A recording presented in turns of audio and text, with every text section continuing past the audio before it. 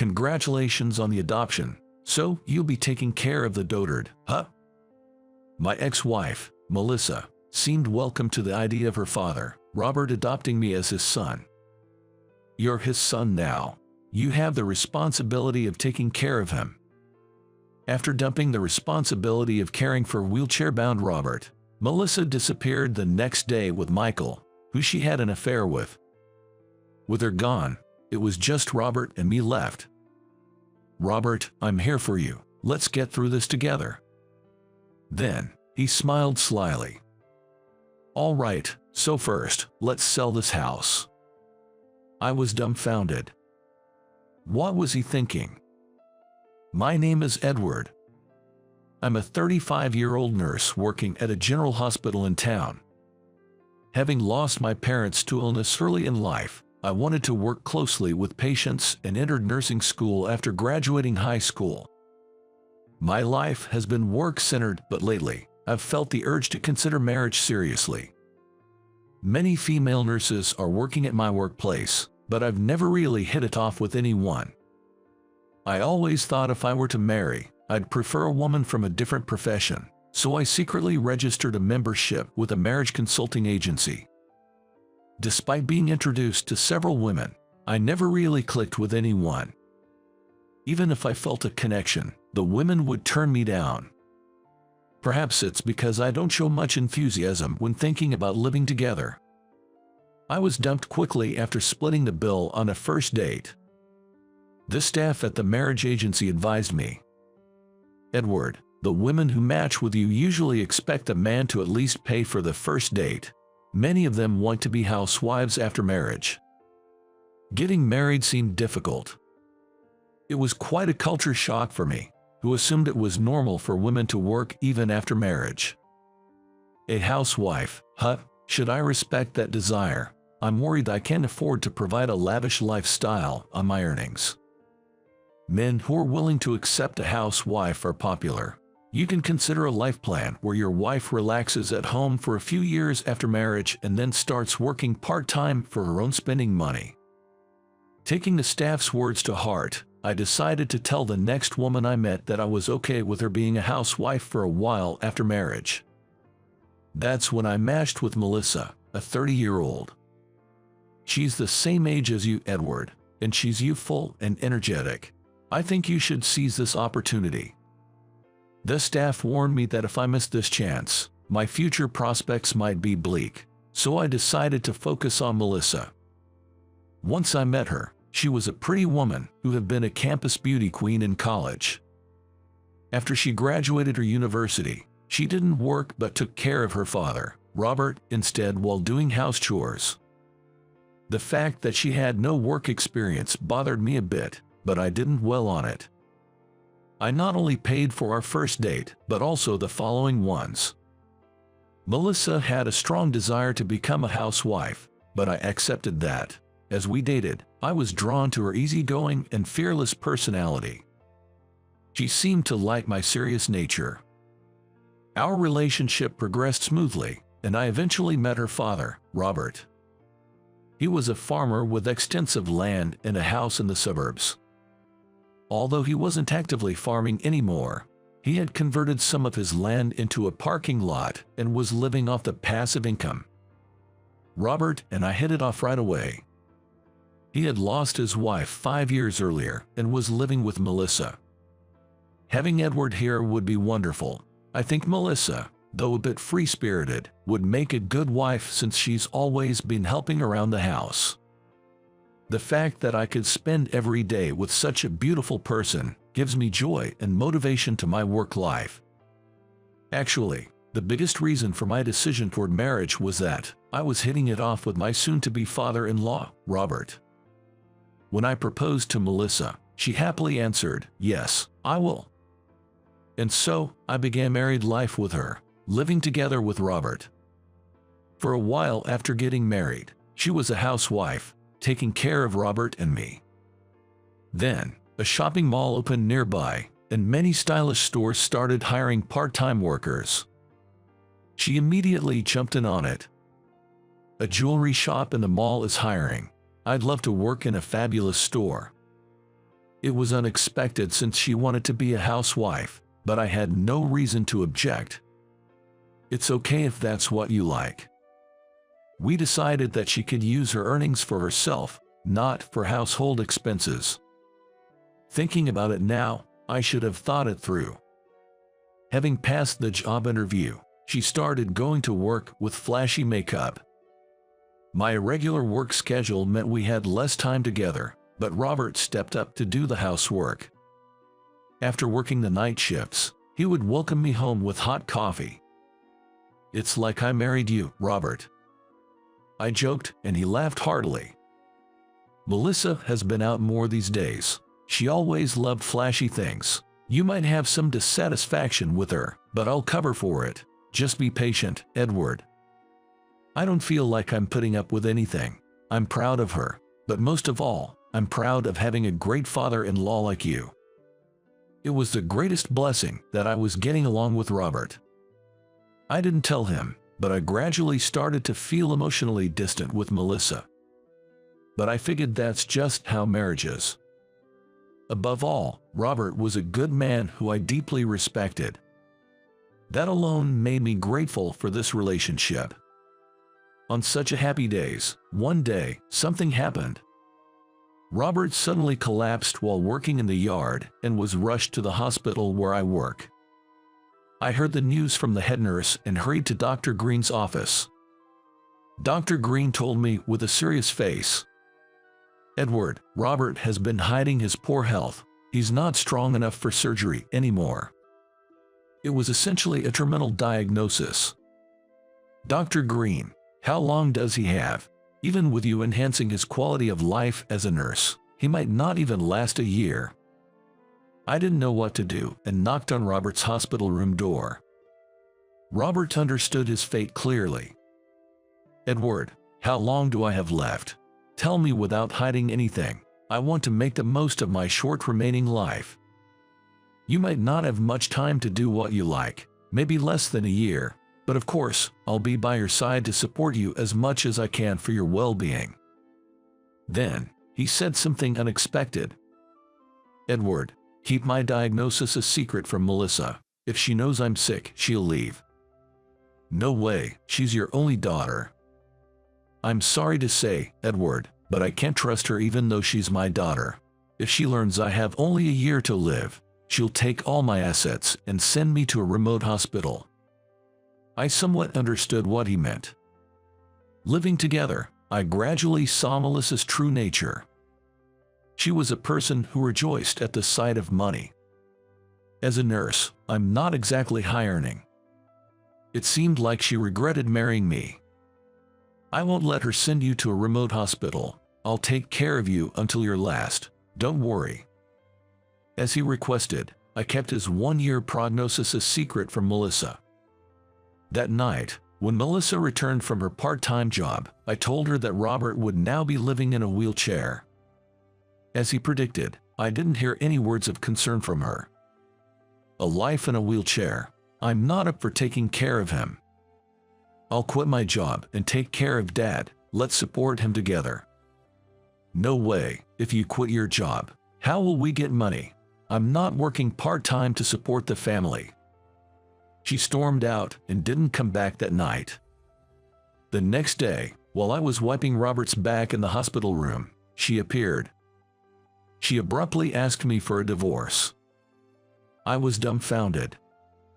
How could she make such a decision when her father was seriously ill? "If you're married to me, you'll have to take care of my dad, right? I want to free you from that burden." I've never once thought of caring for him as a burden. I have no problem working to support him. Don't think like that. Realizing my determination, she suddenly spewed unbelievable words. I hate this. Pretending to be a good person. I regret marrying you.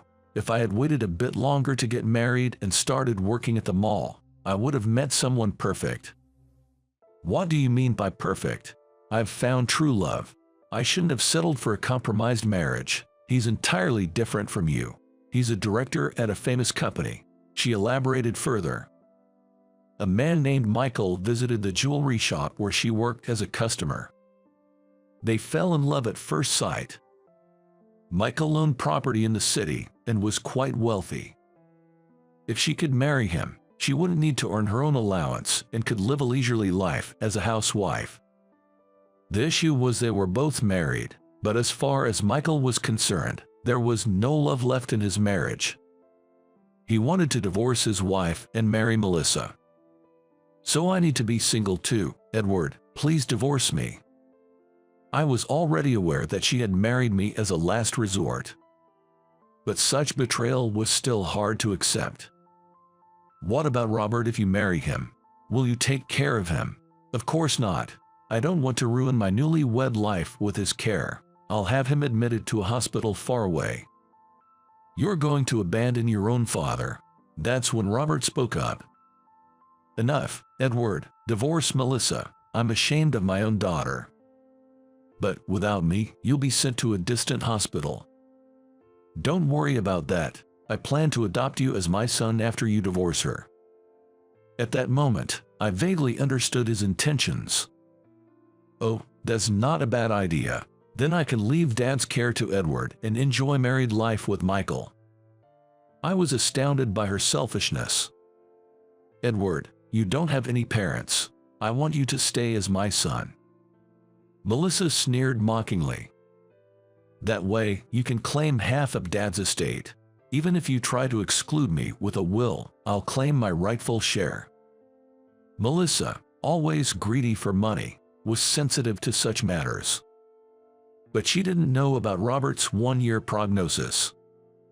She probably thinks estate matters are far off. "Michael loans a mansion in the city. I'll get part of his estate, so I can give you a little, Edward." A few days later, Michael showed up in the hospital room. Initially, I was angry but kept calm since we were in the hospital. When Michael saw me, he looked apologetic. "Edward, thank you for everything with Melissa. From now on, I'll make her happy. I apologize for her priorities, Robert." "I don't want to be called Robert by someone like you. Get out." I tried to calm down the agitated Robert. Michael stood there, enduring quietly. He had come knowing this might happen. He doesn't seem to be an outright villain. At this point, I even wondered if he was somewhat deceived by Melissa. "See, he's sincere, right? I really love him, so Edward, please divorce me." Regardless of Michael's feelings, clinging to Melissa after all this seemed pointless. Disgusted with her, I agreed to the divorce. "All right, I will divorce her, Melissa. After that, do as you wish." Things progressed swiftly from there. Robert, perhaps feeling he had limited time, was unusually active. I divorced Melissa and became Robert's adopted son. Melissa clapped her hands cheerfully. "Congratulations on the adoption. Now, you take care of the dotard." I raised my voice in anger. What a terrible daughter, calling your own father dotard, but my words meant nothing to her. "Now that you're the dotard's son, you have the responsibility of taking care of him. I'm glad I met a nurse, even if it came with a drawback." She left me with the responsibility of caring for Robert in his wheelchair and disappeared the next day with Michael. For Michael and Melissa to marry, Michael first had to finalize his divorce. Moreover, even after Melissa's divorce, she couldn't immediately marry another man. But such things no longer concerned me. I was determined to make Robert's remaining life as wonderful as possible. So, I wheeled Robert back home. Returning home after a long absence, he seemed relaxed. I tried to encourage him. "Robert, I'm with you. Let's do our best." Robert then grinned slyly. "All right, so let's sell this house first." I was taken aback. What was he planning? He began to convert his assets into cash one after another. He sold the land he rented as monthly parking in the unused farmland. A large sum of money began to accumulate in his bank account. "If I leave too much money, Melissa will take it all. I'll use my assets myself." Edward, will you indulge in an old man's whims? I, now his son, had no desire for his inheritance. Robert's property was his to use, and it was fine if he spent it all. I don't plan to leave any inheritance in this world. Edward, I'm going to enjoy my life to the fullest. That's what I want. That's a great idea. Let's spend it all. Thank you, Edward. I'll do just that. What do you want to do, Robert? I'll be your hands and feet. Just tell me. He looked as if reminiscing something dear. Well, I've lived a life without travel. Being a countryman, I want to travel, preferably abroad. I thought it was a great idea. Leave it to me. Let's go on a world tour. That would be fantastic, but I'm getting weaker. I'm not sure if I can withstand a flight. Don't worry, there are ways to travel the world even without much physical strength. I obtained his consent and headed to a travel agency. Is there a luxurious cruise ship doing a world tour soon docking in the U.S.? The travel agent nodded vigorously and slapped his chest. Leave it to me. I'll arrange the best cruise for your father. The travel agency and cruise staff promised to cooperate to make Robert's remaining days wonderful. A week later, I boarded a luxurious cruise ship at Los Angeles port, backpack on my back, pulling Robert's wheelchair. The cruise ship was like a giant, moving hotel. Traveling by ship is entirely different from flying. There's no need to head to airports or book hotels at every destination. We usually relaxed in our ship's cabin bed and disembarked at ports for sightseeing. Clothing could be bought at shops we visited, so there was no need for a large suitcase. The ease of getting on and off with a wheelchair was my main reason for recommending a cruise. Whether to leisurely tour or stay on the ship, when not feeling up to it, we shared a suite on the cruise, enjoying the comfort together. Each day started with checking Robert's temperature and blood pressure. Breakfast was mostly through room service to ease his burden. On days we moved from port to port, we spent time on the balcony gazing at the open sea. For lunch and dinner, we dined in various luxurious restaurants on board. At night, movies, stage plays, and magic shows were performed. Every day felt like a visit to Broadway or Las Vegas. On sunny days, we went to the pool. Robert didn't swim but enjoyed sunbathing by the poolside. I eagerly applied suntan oil to get a tan. If Robert felt unwell, we simply relaxed in our cabin. Then my nursing skills came into play.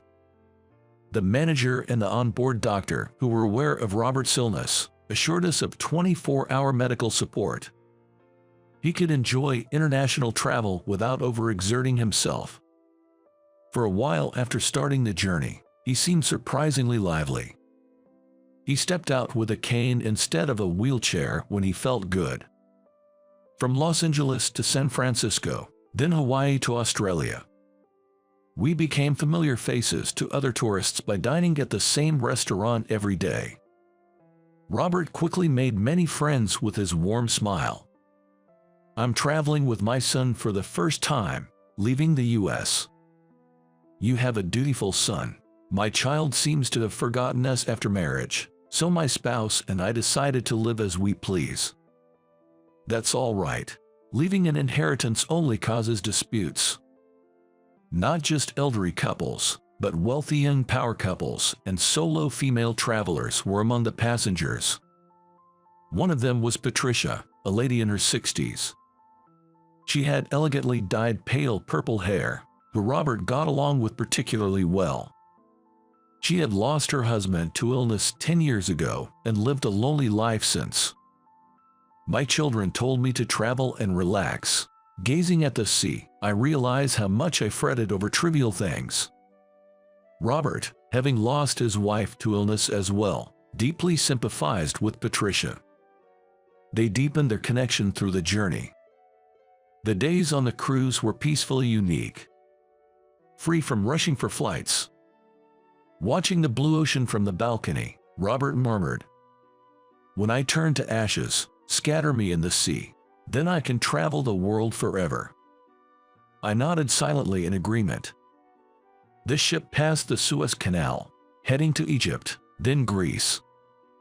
Enjoying the contrast of white buildings and the sky in Greece, Robert walked alongside Patricia.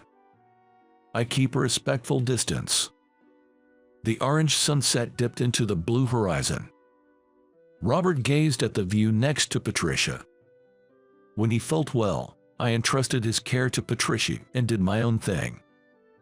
Eventually, he began to tire more easily, and I acted more cautious. Some nights were tense, but often he would get better by morning. On Christmas night, he had a slight fever. Yet, he insisted on going to the dance hall because he had a promise with Patricia. I consulted with the doctor and got some stronger fever medicine prescribed for Robert. I borrowed a makeup kit from the ship's staff and used foundation to improve his complexion, so he'd appear more energetic. Dressed in a suit tailored in Italy, he looked like a charming gentleman with distinguished gray hair.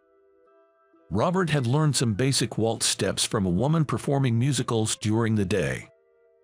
He practiced them while leaning on a desk. "I'm nervous I might mess up.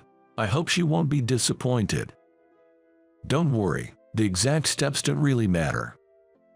We used a wheelchair to the elevator, but he walked slowly into the dance hall. Patricia, elegantly dressed, was waiting for him. I gently nudged Robert towards her. "Merry Christmas, Robert." "Merry Christmas, Patricia." As live music played, many couples swirled around dancing. Robert extended his hand and led Patricia to the center of the hall. His steps were shaky, but Patricia covered for him gracefully.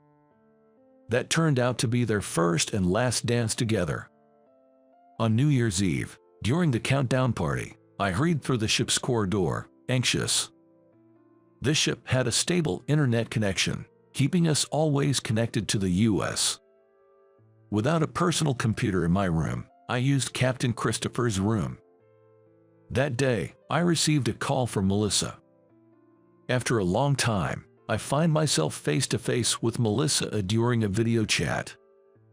Her heavy makeup seemed a bit off, making her look older. "I had to search hard for you.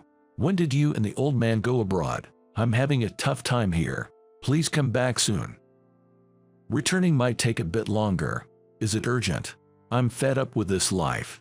Michael divorced, but he gave most of his assets to his ex-wife, even the mansion downtown. Sounds like he's more honest than I thought. He separated from his wife on his own accord, so isn't it natural? That's not funny. We're living in a tiny rental now. I thought he'd have some stocks or something, but there's nothing, she exclaimed. Irritated, I urged her to hurry up. "If it's not urgent, can we talk later? I want to spend every second I can with him." "What's wrong with him? Bring him here. I have something to say to him too."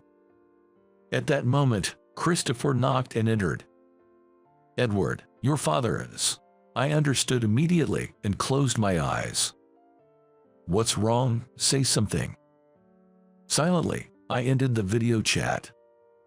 "Could you please leave me for a while?" Christopher quietly responded with an "as you wish." Returning to the room, I found Robert peacefully closing his eyes, holding Patricia's hand. As requested in his will, I returned Robert's ashes to the sea. After everything ended, I bid farewell to the other passengers and returned to America alone by plane. At the airport, I was greeted by an angry Melissa. I heard Melissa broke off her relationship with Michael during my cruise. "So, you split without marrying. Must have been tough." But I knew she wasn't expecting such words.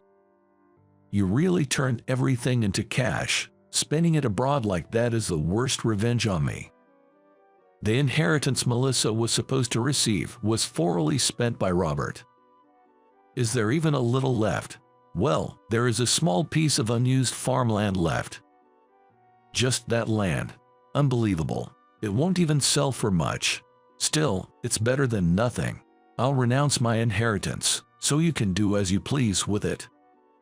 She trembled with frustration. To think this was once my wife, it felt strange. As I turned to leave, she shouted at my back, "Hey, what are you planning to do now?" "Just going back to my usual days." Thanks to Robert, I had the opportunity to travel around the world. I'm only grateful to Robert for sharing his dreamlike days with me.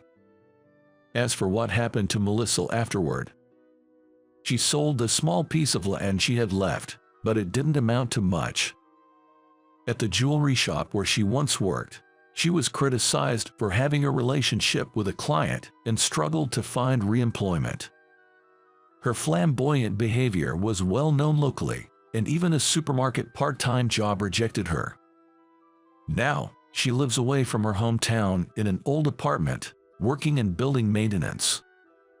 The days I spent with Robert significantly changed my life afterward. I started working as a nurse on a cruise ship belonging to the same line as the luxurious one we traveled on. This cruise ship is used by many American passengers, so they valued a nurse who could speak English. I had a good working rhythm with a British nurse who was my partner. Working while traveling the world is the best. Robert gave me a great experience, which was more valuable than any inheritance.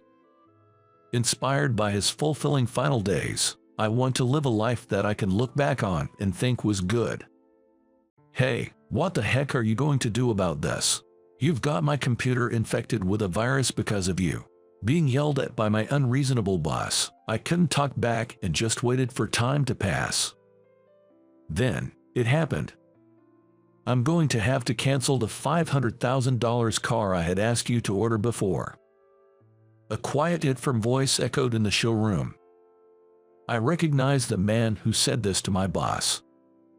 He was an elderly man I had seen before, collapsed from heat stroke at a crossroads. "You are off my case right now." The elderly man declared this. My boss's lips trembled. Little did he know that this incident would lead to a downward spiral in his life. I'm Matthew, a 28-year-old car life advisor working at a well-known luxury foreign car dealership that everyone knows. As a child living in the countryside, I used to admire the coolness and rare retro style of the classic cars I saw while walking to school. Around the same time, after watching a European car action movie, I got excited about the various cars' designs, speed, and the coolness of the actors driving them, and dreamed of driving cars just as coolly one day. Since then, I've been hooked on cars, secretly researching various classic and new car models on my home computer, eventually developing a particular interest in European cars. Initially, I just wanted to ride and drive them, but gradually my dream evolved into wanting to work surrounded by such cool cars. After graduating from college, my dream came true when I got a job at the American headquarters of a European car manufacturer. After a few years at a dealership in New York, my passion led to excellent performance. This time, I was set to transfer to a branch in a regional area for the first time. Tough break. When my transfer was announced, a senior had said this to me. "Bad luck. You're being transferred, right?" "Yes." "Have you heard about that branch?" "No." "What about it?" The branch I was transferring to was among the top in sales in the region. It's clear that the types of cars sold and their frequency differ between New York and regional areas. While working at my current store, it's possible that my performance might drop, but is it really as bad as being called unlucky? As I pondered, my senior leaned in, looking uneasy. "The branch itself is fine. It's just that the branch manager seems to be a difficult person." The branch manager. Apparently, there have been various problems, and new employees quit quickly due to this, leading to constant understaffing. Your transfer might be to fill in for a veteran employee who just left. I see. Turnover is high, and upper management knows it. But since the sales are good, they turn a blind eye. It seems unlikely the branch manager will be transferred anytime soon. Be careful. Thanks, I appreciate it. With a vague sense of unease, I prepared for my move from the headquarters to the regional branch. My name is Matthew. I'm looking forward to working with you all. On my first day of transfer, during the morning meeting where I was introduced, I sensed a somewhat cold atmosphere. The staff did applaud, but it felt mechanical, lacking warmth. Having come from the headquarters and knowing what my senior had told me, I was somewhat prepared, but it didn't feel like a warm welcome from anyone, not just the branch manager. The notorious branch manager was named Ken, and soon enough, I was to learn the truth behind the rumors I had heard from my senior. I'll be out for sales visits now. Take care of the rest. Yes.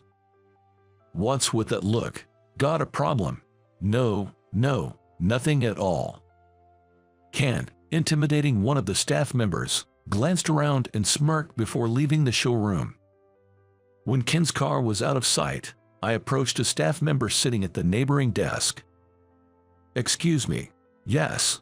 Where did Ken go? Is there really sales visits? Oh, if you're going to work here, you shouldn't get involved in that. Ken just went to slack off. Slack off? Yes, it's usual for him. He dumps his work on his junior colleagues and is probably napping in some parking lot by now. He'll be back soon, though. Hearing this resigned sigh, I was at a loss for words. Is that really allowed?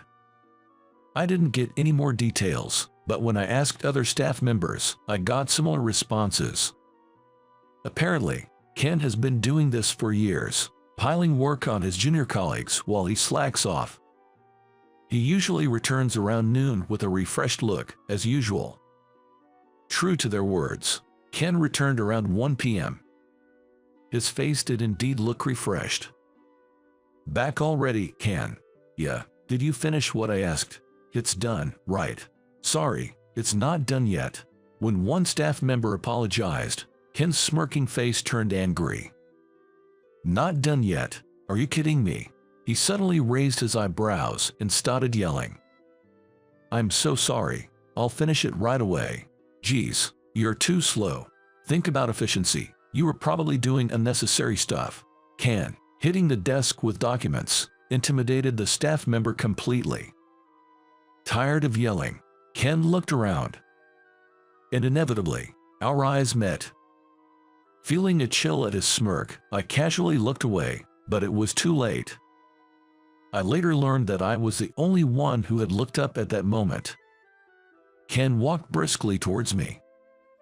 How's the progress on the task I asked you about this morning? He asked. Yes, it's already done. I handed over the compiled data, which he took carelessly and skimmed on the spot. Then, laughing through his nose, he said, as expected of the elite from the headquarters, your work quality and speed are different, huh? Sarcastically, he returned to his desk. I'm not sure he disliked that or not, but I soon became a target for Ken. Initially, I only took care of my own tasks, finishing them before Ken returned, but gradually he seemed to dislike that and started piling more work on me. Naturally, it was an amount of work that couldn't be finished just in the morning, and I was unable to complete it all, leading to days of being yelled at and pointed out. I knew I was being used as an outlet for stress. The other staff members didn't help me since they were not targeted while I was, and they even stopped making eye contact with me.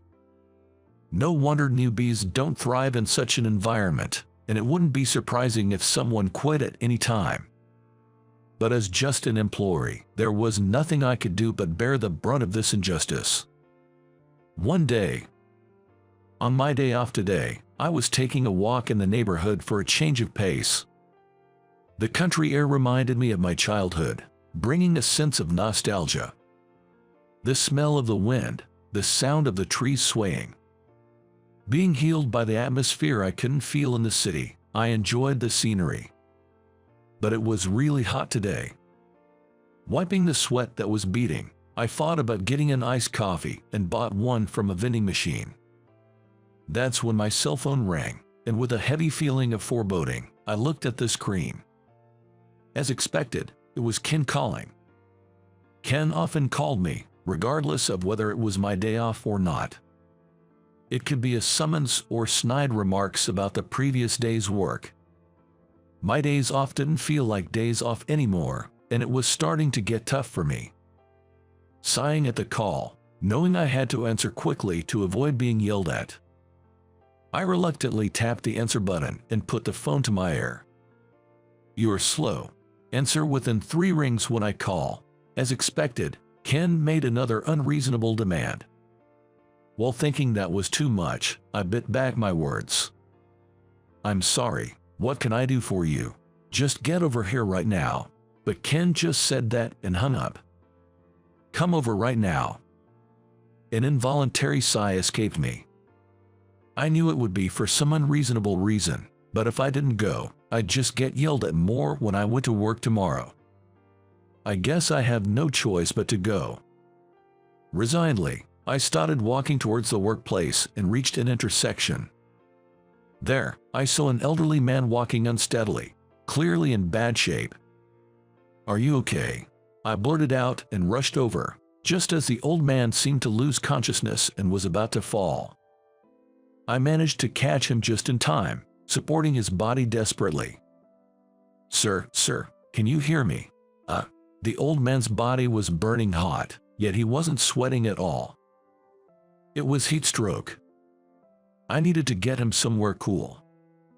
Looking around, I found a bench in the shade of a tree and took him there. I only have the iced coffee I just bought, but it's better than nothing. I removed 1 layer of the old man's clothing and pressed a can of iced coffee against his neck. I really wanted to give him water, but there were no vending machines or convenience stores nearby. And I couldn't leave the old man alone to go buy something. "Hello, emergency services." "Yes." An old man seems to have heat stroke and is about to collapse. He's barely conscious, and I'm cooling him down with a can of iced coffee now. Yes. Understood. Please hurry." Having called an ambulance, I continued talking to the old man. "The ambulance is coming. Don't worry, you'll be okay. Please come quickly." While I was panicking about what to do next, I heard a voice. "Oh, what's happening here?" A lady who happened to pass by spoke to me. "Isn't that you, Thomas? What's going on? Do you know this gentleman?" Yes. "Is it heat stroke? Have you called an ambulance?" "We're waiting for it now. I really wanted to give him some water, but this is all I have." "I have some iced tea with me. Let's try giving him that for now." "Is that okay?" "Of course, and I'll contact Thomas's family as well." "Thank you so much." The lady quickly contacted the old man's family, and in the meantime, I gave him the iced tea she had handed me. "I'll let the family know as well. The ambulance will be here soon. Let's stay strong." As she encouraged him, the old man nodded a few times, though his consciousness was still hazy. A few minutes later, the ambulance arrived safely.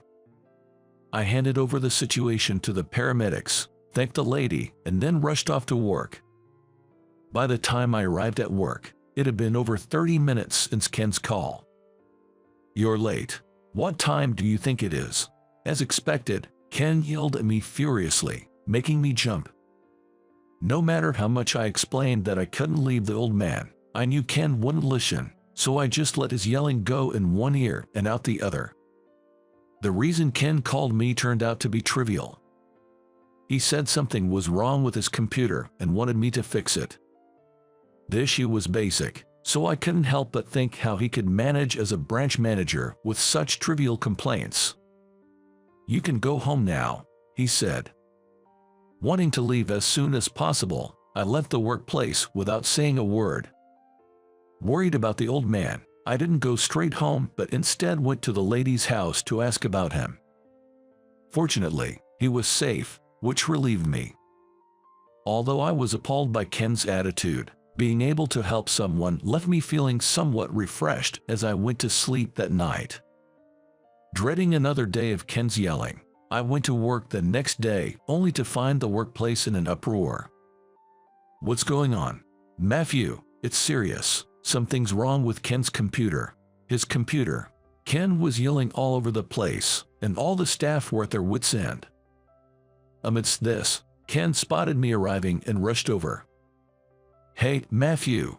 "Yes." "What are you going to do about this?" "Your fault, my computer got infected with a virus." "What do you mean?" "Don't play dumb. You did something yesterday." "I didn't do anything." "Liar." "How are you going to fix this?" As I delved into the details, it seems that after I left yesterday, Ken opened an email that had arrived on his computer. However, that email contained a virus that infected the computer upon being opened. As a result, Ken's computer got infected and stopped working. Ken was making a big fuss, blaming me because I had touched his computer the day before.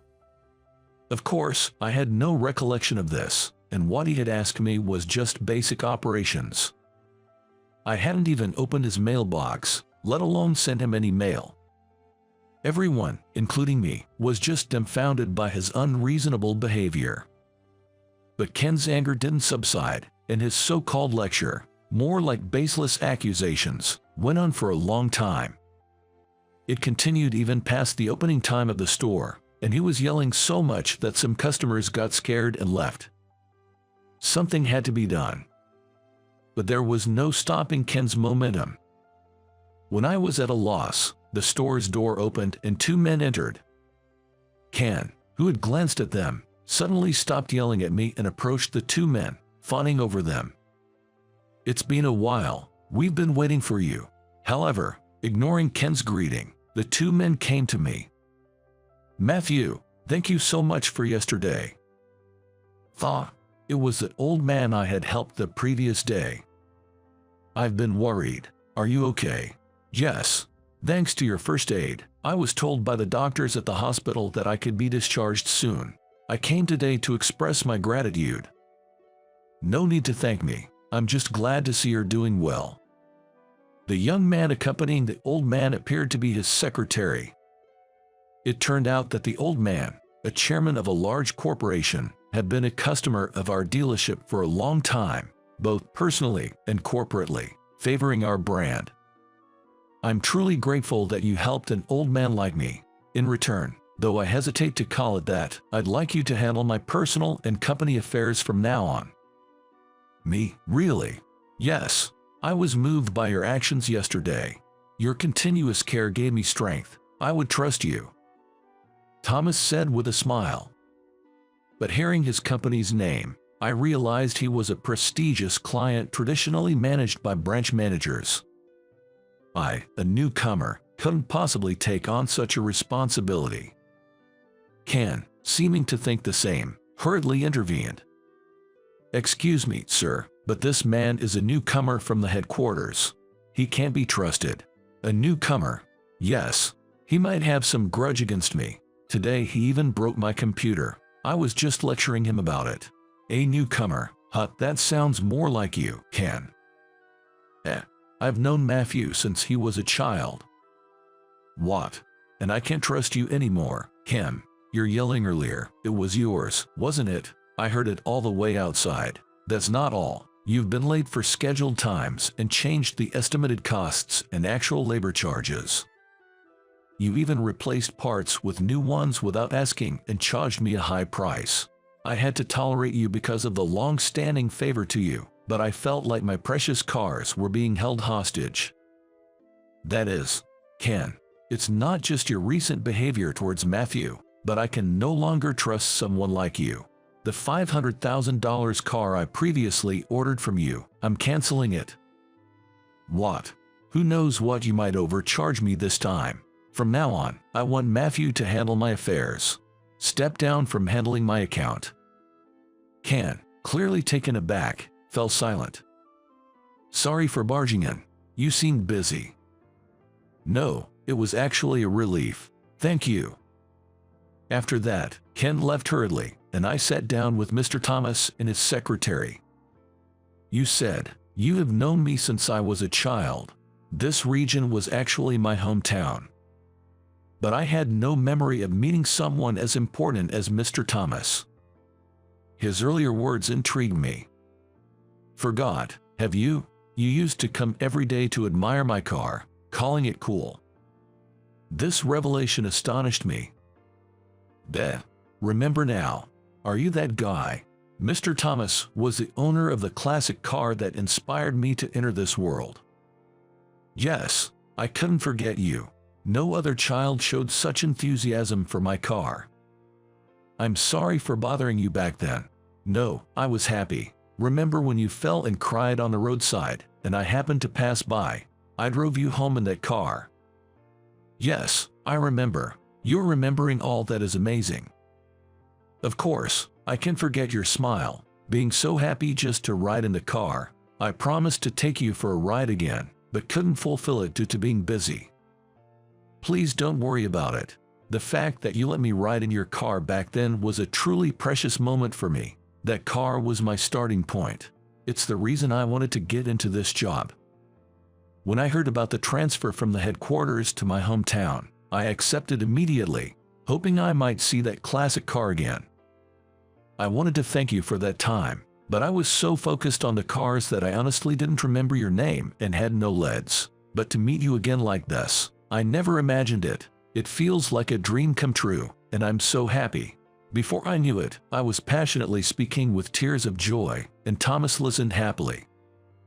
Actually, I've been maintaining that car from back then. I still drive it to this day. Is that so? You should come and see it again. And to think, that boy from back then has grown up so well. It sure makes me feel my age. Mr. Thomas smiled deeply with a sense of nostalgia. Then, his secretary spoke up. Sir, it's almost time. Yes, Matthew, I'm sorry to rush, but I need to ask for your help with my car's maintenance. Yes, I'll check with the mechanics right away. Please wait a moment. I quickly confirmed with the mechanics and took the keys from Thomas. After handing over to the mechanics, the secretary came outside and spoke to me. Matthew, it's been a while. Don't you remember? We went to the same middle school. I'm Keith. Keith, from the basketball team. Are you that Keith? Yeah. The secretary was Keith, my senior from the basketball club during middle school.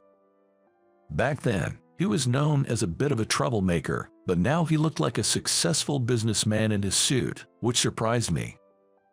I probably wouldn't have recognized him if he hadn't said anything. Actually, it was me who sent that email to Ken's computer. What? I knew you had returned to your hometown. News spreads fast in the countryside. I knew Ken had been targeting you, so I wanted to get back at him. I sent the email just as Thomas was about to visit. He was so happy talking about how you helped him yesterday, so I carried out the plan thinking Mr. Thomas would surely help you. I'm sorry for using you like that. I was left speechless. It seemed I had been dancing on Keith's strings the whole time. Of course, Mr. Thomas doesn't know any of this, and his feeling unwell yesterday was genuine. I'm grateful you helped him. Thank you, truly. No, don't mention it. You must have been surprised when you came to work today, but don't worry, the virus was only meant to startle. It won't cause any real damage. It should be back to normal soon. I didn't intend to cause any harm to the company. Indeed, it was only Ken's computer that had been affected by the virus. Ken, thinking his computer was ruined, would surely be red-faced if he knew the truth. I shouldn't be proud of it, but after all the trouble he caused, Mr. Thomas was also quite relieved. Keith's mischievous grin sent a chill down my spine. You haven't changed at all, Keith. Is that so? Well, I've always been this kind of person. Haha, I definitely don't want to make an enemy of you, Keith. I'll take that as a compliment. Keith was always smart and loved pranks. I remember when our club coach unjustly scolded us and Keith ran off with his wig, leaving us all to face the consequences, but everyone felt better afterward. I've already informed the headquarters about Ken, so don't worry. We're working with our lawyer to refund the overcharges Ken made to Thomas. His future looks pretty bleak now.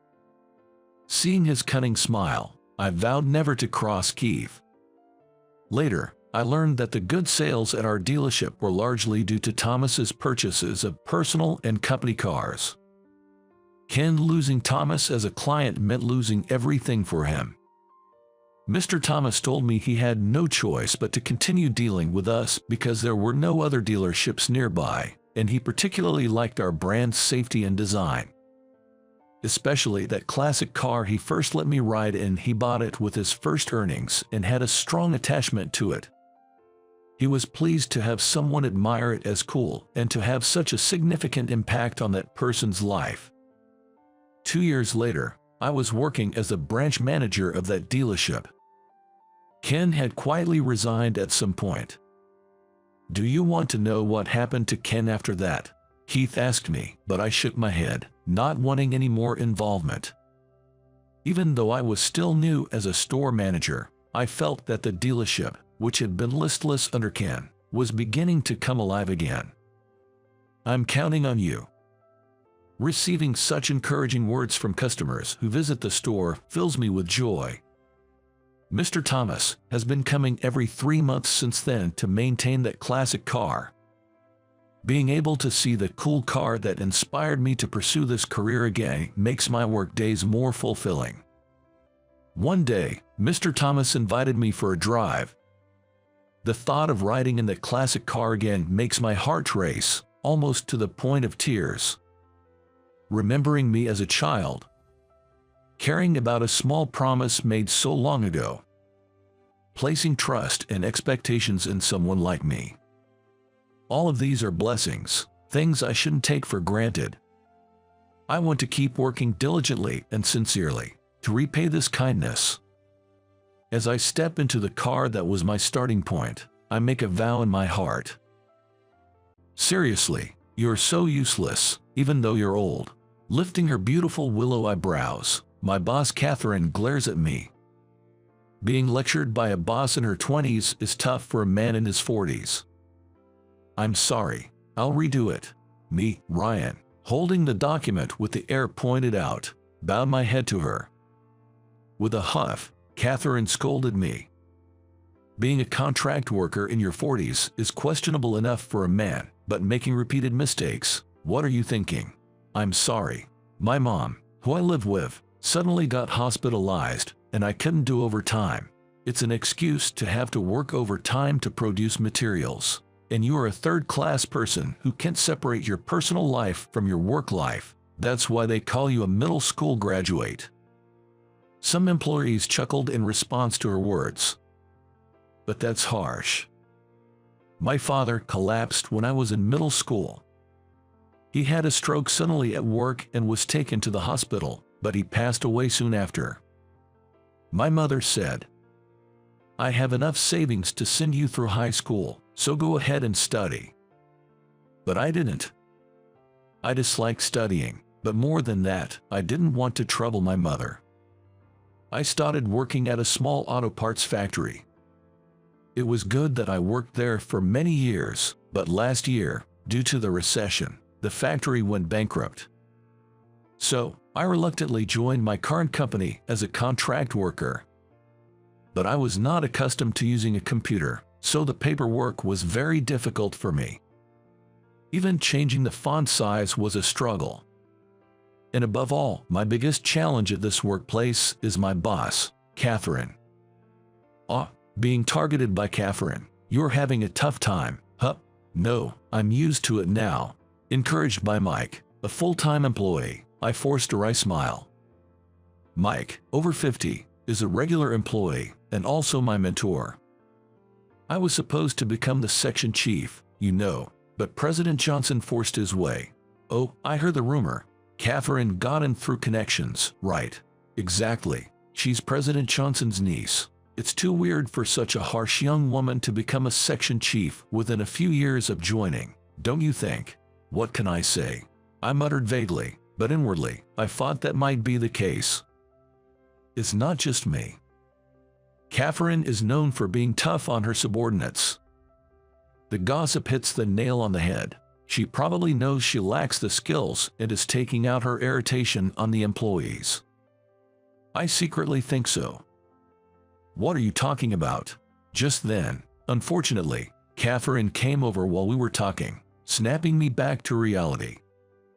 No, it's nothing. Oh, I know. You must have been gossiping about me. You were probably talking about my connections again anyway. Catherine snorted and glared at us sharply. No, that's not what we were talking about. Mike tried to offer a polite smile, but Catherine kept glaring at us without moving. Both of you, an extra hour of overtime. Got it.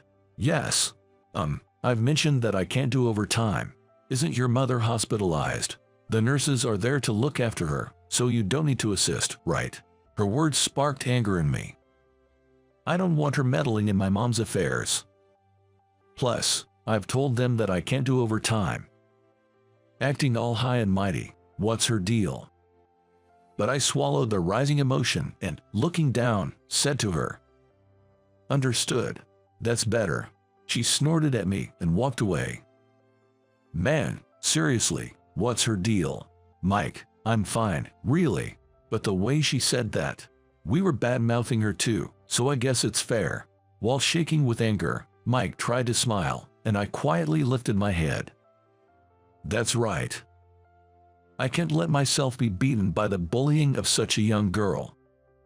I can't quit my job now, not just for my mom.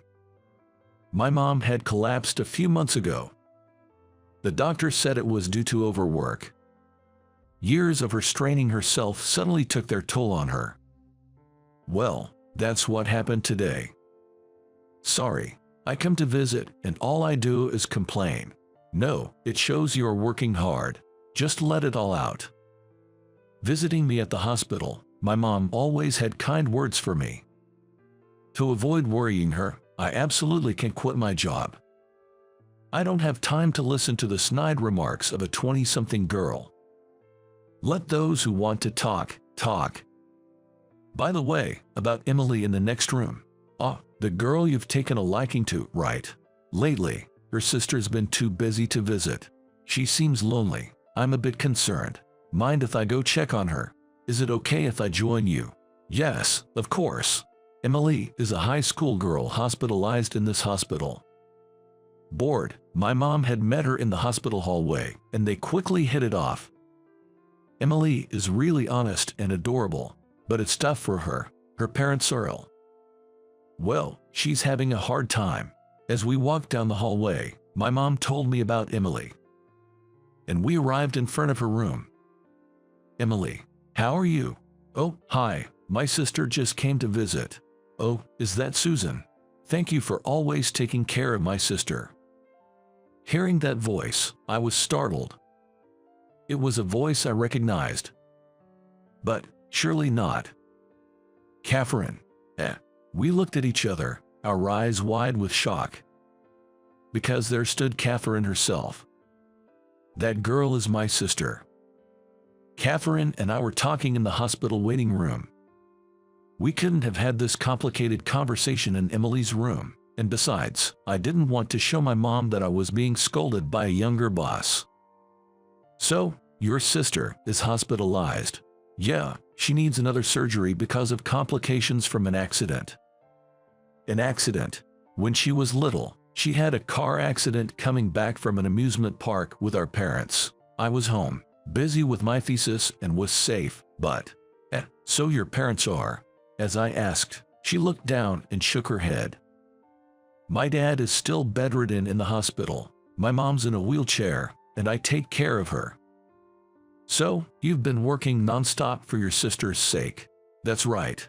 My uncle, seeing our situation, hired me through connections. Oh, but I earned my position as section chief through my own efforts. Yet, all you guys do is gossip, which really gets to me.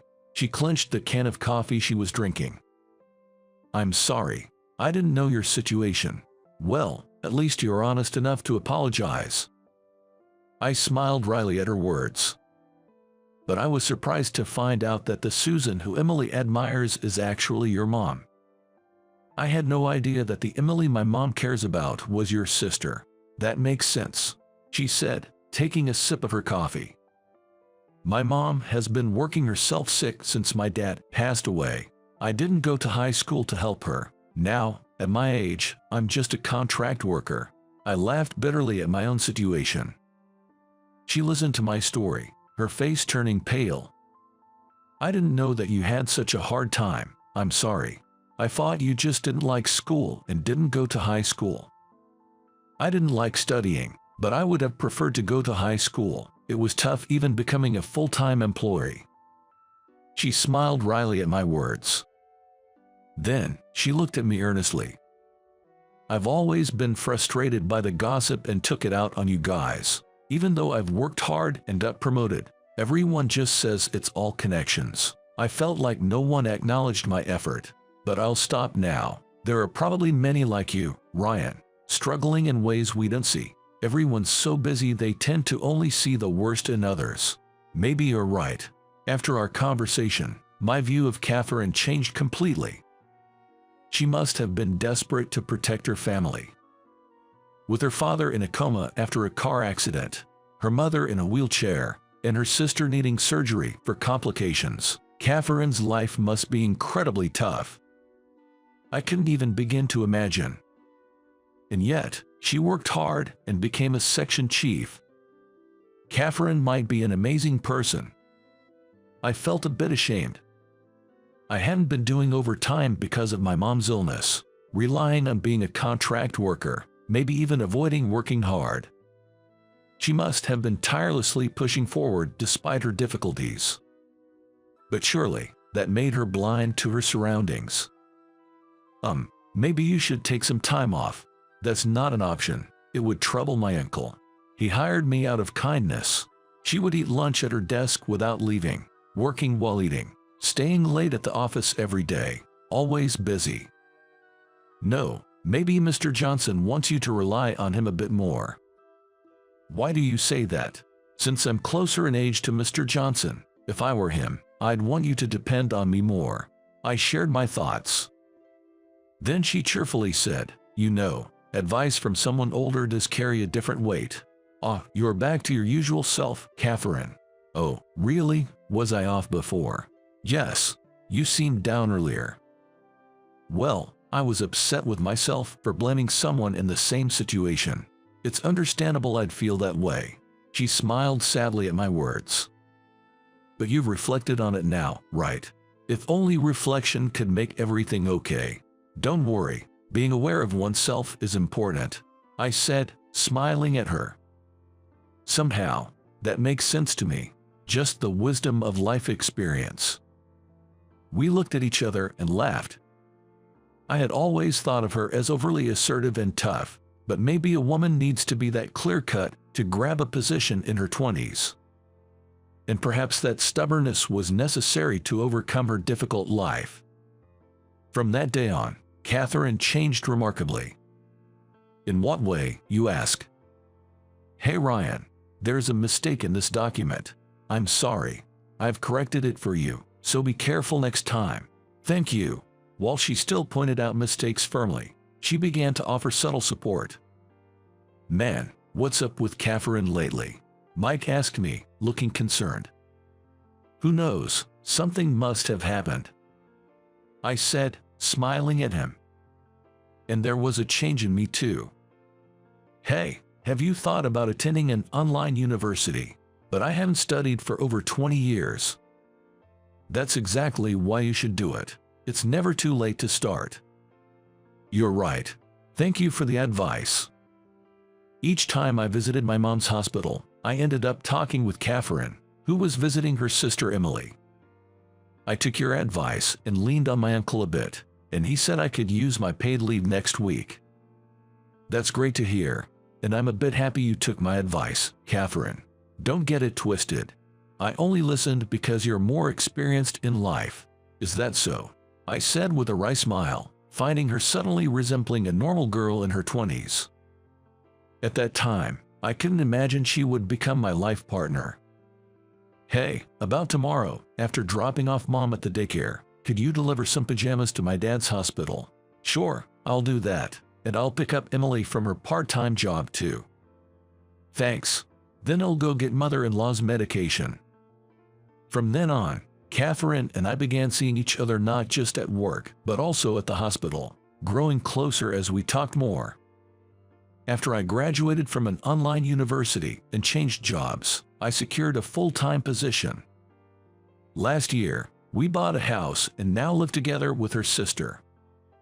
My mom was thrilled to suddenly have 2 daughters. Catherine has become much calmer now, with a kinder smile. Sometimes I miss her old fiery spirit. Next year, we're going to have our wedding. No longer just a boss and subordinate, but husband and wife. I'm determined to make her happy for life, and today, like every day, I'm enjoying our busy life together. My wife's name is Susan.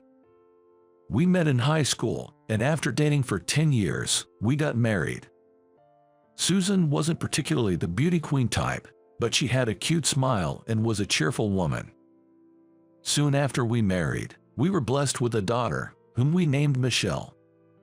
My wife was a devoted woman and had always supported me. At that time, my mother, who lived with us, was battling cancer, and Susan managed to take care of our child and my mom while working part-time. I wished she wouldn't overwork, but she continued to work to contribute to our finances.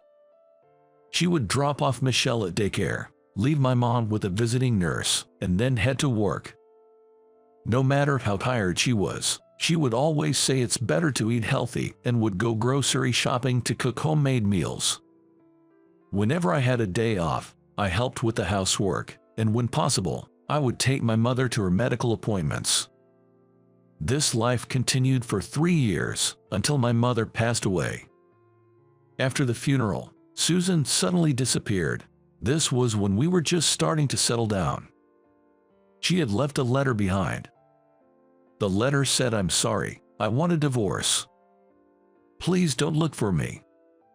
She left with only the bare essentials. I don't know why she left. It was beyond my comprehension what had happened so suddenly. I called her cell phone immediately, but all I heard was a message saying the number was no longer in use. Could it be? Maybe she had run off with someone. That thought crossed my mind. But I couldn't believe that she would have an affair. The night before she disappeared, Susan said as usual, "I will always love you and Michelle." I was in total shock that she had suddenly vanished. If there was something so serious that she wanted a divorce, I would have wanted to talk it over. I couldn't believe that everything was going to end with just a letter. I was filled with a sense of frustration. I wondered if she was dissatisfied with something about me. I admit I took her devotion for granted. Because she was always there with a smile, I never realized she might be struggling or, perhaps, had a change of heart. The regret was overwhelming. I think I cried until I had no tears left. Since then, we've been waiting for Susan to come back. But she never returned. I tried calling all her friends, but no one knew where she was. She had a sister who lived abroad, but Susan said they hadn't seen each other in a long time. I didn't have her contact either. Her parents had passed away when she was young, and there were no relatives to turn to. There was to be no one to rely on. Where on earth did she go? Why did she leave? I found myself increasingly unable to understand what Susan was thinking. Still, because I wanted to believe in her, I never proceeded with the divorce. Since then, I've been raising Michelle on my own. She never became rebellious, and not to brag, but she turned out to be a great kid. Michelle is good at cooking, and she makes delicious scrambled eggs for breakfast. It tasted a little plain but somehow comforting, similar to the scrambled eggs my wife would make. As Michelle grew, she began to resemble Susan more and more. Her smile while covering her mouth with narrowed eyes, her wide-open mouth when she was surprised, and her casual gestures were all just like Susan in her school days. Seeing my daughter reminds me of her and made me feel like my heart was going to burst. Whenever I show a sad face, Michelle comes up to me with a big smile and says, "Cheer up, Dad. Come on, smile, smile." Her face was just like Susan's, and it really tugged my heart. For me, Michelle was the only reason to live. Without her, I probably couldn't have recovered from the shock. Michelle attended local schools for middle and high school, and instead of going to college, she entered the workforce. Being the kind soul she is, she might have given up on college thinking she didn't want to burden me. As a low-paid salaried worker who wasn't very good at his job, I never climbed the corporate ladder and am still a regular employee. It's pretty pathetic. Especially when my daughter is working so hard. Even after becoming a working adult, Michelle didn't live on her own and stayed to live with me. I always told her, "You can live your life the way you want." However, she would laugh and say, "I'm living the way I want to. Besides, Dad, you wouldn't be able to cook if I left, right? I can't just leave you and live by myself." It made me really happy that she chose to stay by my side. But one day, Michelle will meet a wonderful man and get married. Even though it's still in the future, it sometimes makes me feel sad. My daughter had turned 20 this year. And on her birthday, we received a letter. It was an acute envelope with floral patterns, addressed to both Michelle and me.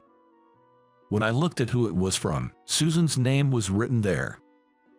Stunned, I stood there as Michelle came up from behind. She whispered, "Mom." We opened the envelope, and there it was, a letter written in Susan's familiar handwriting. It was definitely Susan's writing. She writes beautifully, in a feminine way. We read the letter intently. "I'm sorry for leaving so suddenly. You must be resenting me for being so selfish. I'm filled with remorse thinking about how much you both must have worried and suffered." As we read, tears streamed down both mine and Michelle's cheeks. At the end of the letter, it said, "There's something I want to give to you both. It's with Claire, so please go see her." Claire is Susan's twin sister. She had been living abroad for years, and Susan said she hadn't been in contact, but Claire's contact information was in the letter. When I called, Claire answered with a voice that sounded relieved yet a bit sad. "I'm glad you contacted me." I asked Claire. Susan wrote in her letter that she has something to give us. Where is she now? Claire simply said, "Let's meet in person and talk." After getting her address, Michelle and I went to Claire's apartment a few days later. It seemed she had returned from abroad a few years ago. After exchanging greetings, we were led into the living room. Claire said, "Thank you for coming all the way here today." Looking at Michelle, she continued, "You've grown so much. You look just like my sister." Her words almost tore my heart apart. I asked, "Where is Susan? We want to see her." Claire looked down and said, "I'll take you to her. I'll explain everything once we get there." She drove us for about an hour, and we arrived at a large hospital overlooking the sea. What does this mean? Is Mom sick? Our minds were in a panic.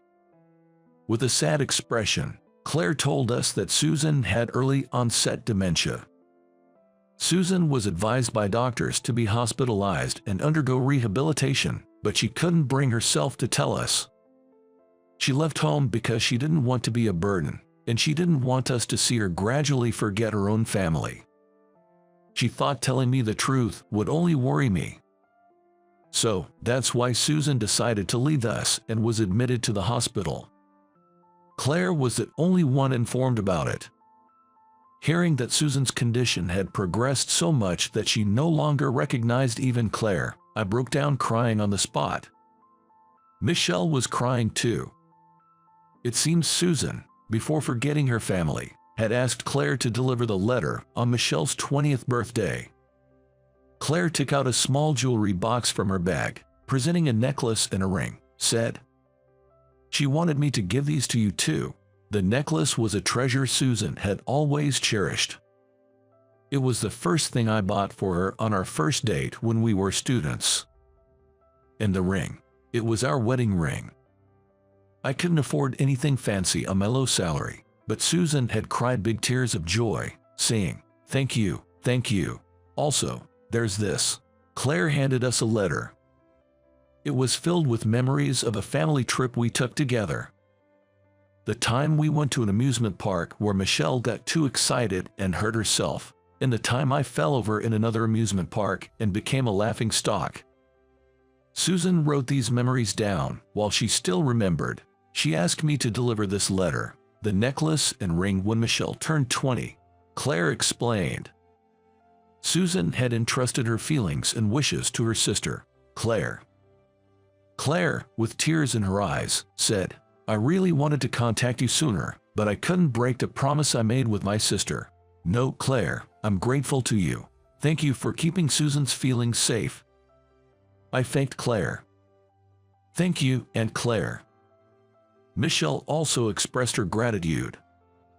And so, after a decade we were finally able to meet Susan again. When Claire opened the door to the hospital room, there was Susan, now aged with streaks of gray in her hair.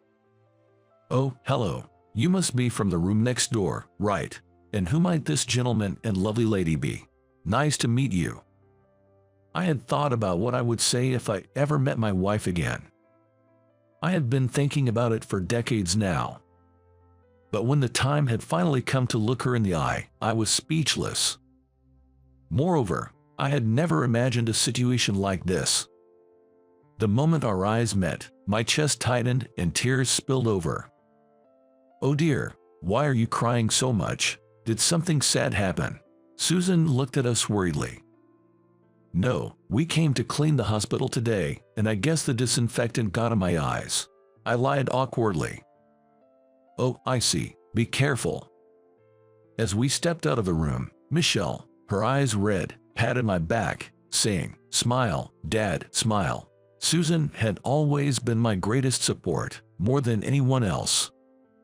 She cared for me more than anyone else. Yet, I hadn't noticed her suffering at all. I felt foolish for not realizing it. Seeing me downcast, Michelle told me, "Mom might have forgotten about us, but the memories we made as a family are still in our hearts. I think it's the same for her. She might forget in her mind, but her heart remembers. Let's support Mom as much as we can from now on." Yeah, you're right. Proud of the wonderful daughter I had, I was moved to tears again. We can bring back the memories Susan has forgotten. Nor can we reclaim the time we weren't together. But if it helps her in any way, I want to be there for her, to support her as much as I can. From the next day, Michelle and I visited Susan anytime we could. We talked to her about daily things and about everything and anything. Susan seemed to perk up, saying, "Chatting really activates the brain, doesn't it?" On the shelf in her hospital room, there were old family photos of us. "Isn't this photo wonderful? It brings back such nostalgic feelings. I feel the same when chatting with you. It's very comforting," Susan said, smiling at Michelle and me. "We feel the same way." Michelle and I smiled back at Susan. The three of us, laughing together as a family. Able to be with my wife and daughter. How long I had been waiting for such days. Even if she forgets, our bond as a precious family will never change. I want to support her, always and forever.